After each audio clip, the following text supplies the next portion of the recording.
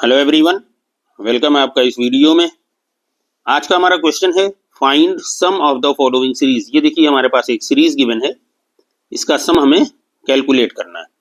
ठीक है, तो जैसे पिछला क्वेश्चन था उसी तरह ये भी है। तो चलिए इसको भी सॉल्व कर लेते हैं। Solution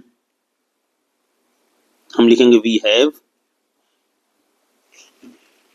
3/4 minus 5/4 square plus 3/4 cube minus 5/4 power 4 plus 3/4 power 5 minus 5/4 power 6 plus and so on up to infinity. Okay, now this is equal.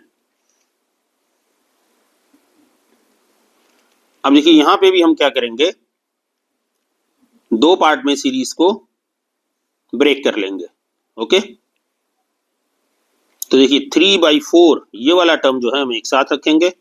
That means 3/4 plus 3/4 cube plus 3/4 power 5 plus and so on up to infinity. एक part हो गया plus, sorry अब देखिए यहाँ पे minus है दूसरे part में, तो माइनस हम कॉमन ले लेंगे। तो हमारे पास क्या बचा 5/4 square plus 5/4 power 4 plus 5/4 power 6 plus and so on up to infinity.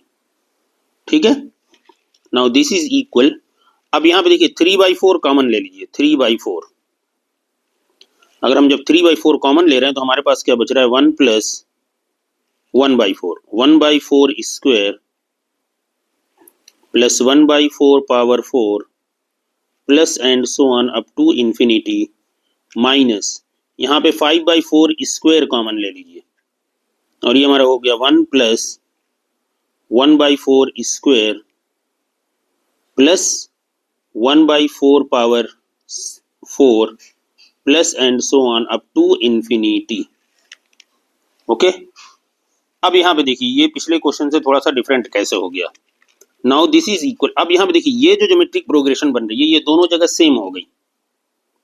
ठीक है, तो हम ज्योमेट्रिक प्रोग्रेशन को ही पूरे पार्ट को हम कॉमन कर लेंगे। ठीक है, बट हम इसको लास्ट में, कॉमन को नॉर्मली हम पहले लिखते हैं। हम ये जो कॉमन हमारी सीरीज है ज्योमेट्रिक सीरीज, इसको हम लास्ट में रख लेंगे, है ना। तो देखिए इसको हम कॉमन ले रहे हैं तो कॉमन लिख के हम इधर लिख रहे हैं।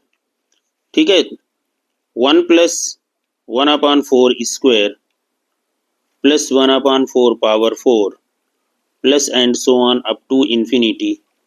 इसको हमने कॉमन ले लिया, बचा हमारे पास क्या 3/4 माइनस 5/4 स्क्वायर। ठीक है, तो नॉर्मली हम कॉमन टर्म को पहले लिखते हैं, तो यहाँ पे हमने लास्ट में लिखा है। ओके, बस ये बात है। देखिए दोनों में सेम है तो इसको हमने कॉमन ले लिया अगर प्रोग्रेशन को, तो हमारे पास क्या बचा 3/4 minus 5/4 square. Now this is equal to, यहां पे हम क्या करेंगे, देखिए 4 स्क्वायर बाहर यहां से हम लेंगे। 4 स्क्वायर जब बाहर आप लेंगे तो ये क्या होगा, यहाँ 4 स्क्वायर करने के लिए 4 से ऊपर नीचे मल्टीप्लाई करना होगा। तो 3 इंटू 4 क्या हो गया 12 माइनस ये 5 एज इट इज रहेगा। और ये देखिए हमारा क्या हुआ। अब इसके लिए साइड में फॉर्मूला आप लिख लीजिए कि एस इन्फिनिटी क्या होता है, this is equal to A upon 1 minus R, where A is the first term and R is the common ratio. तो हमने आपको बताया है कि अगर फर्स्ट टर्म 1 है तो सेकेंड टर्म हमारा कॉमन रेशियो बनेगा। ठीक है, बट कंडीशन ये कि ज्योमेट्रिक प्रोग्रेशन फॉलो होना चाहिए।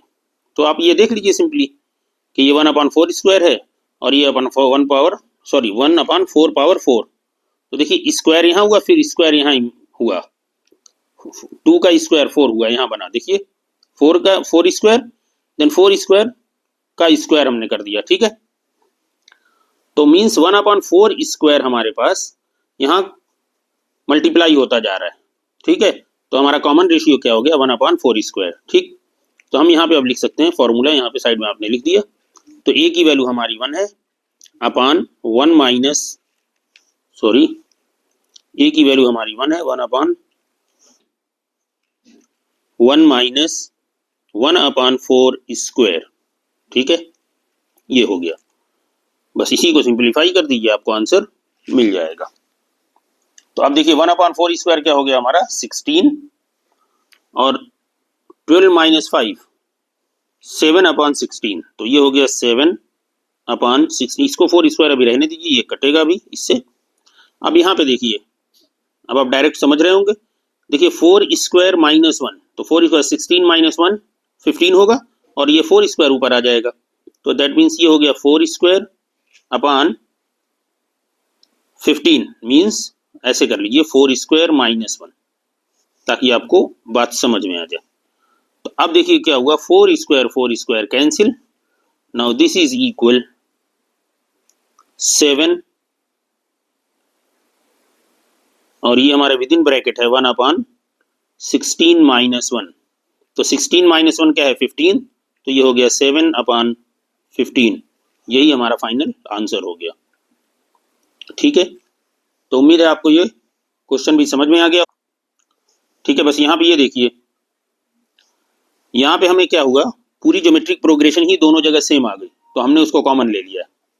ठीक है, लास्ट क्वेश्चन में हमने क्या किया था कि ज्योमेट्रिक प्रोग्रेशन अलग अलग थी, तो हमने ज्योमेट्रिक प्रोग्रेशन को अलग अलग उसको इस फॉर्मूले से हमने सॉल्व किया था। ठीक है, और उसके बाद हमें आंसर मिला था। यहाँ पे क्या हुई, ज्योमेट्रिक प्रोग्रेशन हमारी कॉमन हो गई, तो हमने ज्योमेट्रिक प्रोग्रेशन को कॉमन ले लिया और बाकी जो रिमेनिंग टर्म है उसको हमने यहाँ पे लिख दिया।